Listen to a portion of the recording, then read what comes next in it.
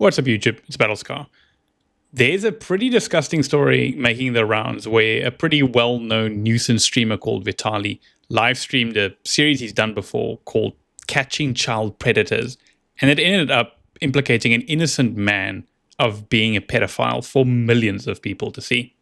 Have a look. You wanna rape a 16-year-old? Wait, she never told me she was 16. Oh, she did. Where's the Bluetooth speaker, honey? Wait. Where's the Bluetooth speaker, honey? Wait, no. Honey bun. Honey bun. Honey bun. Bluetooth speaker. Honey bun. Wait, look. You got the messages right here. Wait, where did she? I swear to God, she never told me she was 16. Really? I swear. Oh shit! My bad, bro. You're good. No, I swear to God. Sorry, bro. Wrong person. Maybe it's a misunderstanding. Wait, no, dude, listen. 18. I swear to God, I don't move like that. Now, for those of you who are unfortunate enough to be familiar with Vitaly, you might have just gotten a yucky taste in your mouth or a little something in the back of your throat. And with good reason. For those of you not familiar, Vitaly is a public nuisance streamer that is known for basically being a massive piece of shit loser who goes around harassing people and making everyone's lives worse. Around this time last year, he was arrested in the Philippines for being a nuisance when the police basically labeled him as undesirable, which is a crazy diplomatic way of putting it.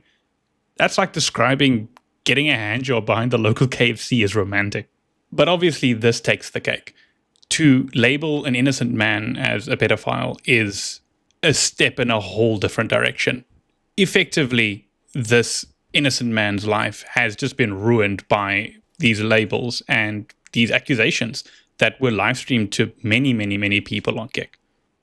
Now, the poor man caught in the middle of all of this is Akash Singhania, and Vitaly's team thought that he was a child predator because a member of his team posed as a 16-year-old on Snapchat, who then messaged with Akash and basically he invited her along on a date.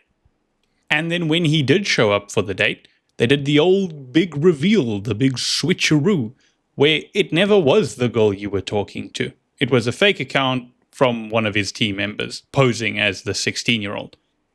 Except at no point did he actually think that this girl was underage.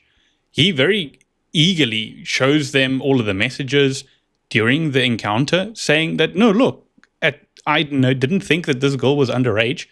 I had no reason for thinking I was doing anything wrong. You said, look. Wait. Wow, let me get it. Wait, no. Don't touch me, motherfucker. No, that's B. That's not me. Look, why are you shaking? I'm Akash, AXS 1286. That's not my account. Hey, buddy, you pulled up. You fucking That's pulled all up, your buddy. call? You just thought we didn't have Guess to do what? it on You pulled Snapchat, up. buddy. Guess what? No, The wait, cops no. were on Snapchat. We read the right Hello. evidence. Guess what? Hello. Guess what?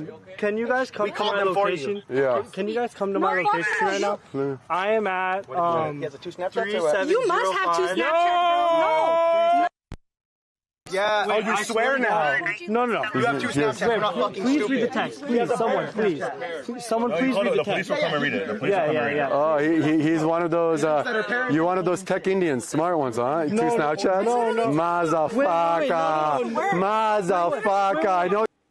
During the video, their team is jumping to all kinds of conclusions to try and prove that they are right and they got him caught, and they're saying he probably deleted the messages or has a burner phone or something. Bro, it's Snapchat. What does that have to do with anything? Are you terminally stupid? Also, to give some additional context, he ends up calling the police in the middle of all of this, which, I mean, sure, this guy is being jumped by like 5 people and cameras. That's probably the most logical thing to happen in this entire live stream. Then towards the end of the live stream, the police do end up arriving, going over the messages and clearing Akash, as they don't really have any evidence whether they thought that the girl was underage. Also, can we just talk about how Vitaly is basically being comically racist during this entire thing, calling him a smart Indian and putting on like an Indian accent? How can anyone take this troglodyte seriously? Now, after all of this, Vitaly removed the video and issued an apology statement, but that was only after major backlash. Plus, that doesn't really do anything to stop the video spreading online. And pretty much every time you're going to Google this man's name, child predator or some kind of associated label is going to come up. The latest update is that Vitaly has been banned on Kick, which is actually such a difficult thing to do, I feel. You have to be part of some super select MVP Hall of Shame to manage that. I feel like you can get away with live streaming Russian roulette or dealing drugs on Kick if you really wanted to without major repercussions. The guy falsely accused has come out and has said that he is pursuing a multi-million-dollar defamation case and has retained a top lawyer to help him in this, citing personal and professional harm, harassment, reputational damage, all of which is basically justified. There are few accusations that are as damning or as life-altering as a child predator label. There's no ifs, buts, or maybes. Once that sucker's on you, it's like a cattle brand. You've got it for life. You guys just have to remember incidents like EDP 445 and Minilad. It was pretty much over for them in the snap of a finger. I also love how they're asking him in the live stream, like, why are you shaking, bro? Why are you shaking like that? Like they expect a response like, yeah, man, it's just chilly out tonight. Like, no, dude, this is super scary accusations to put on someone. Also, this is literally why this vigilante stuff is fucking stupid.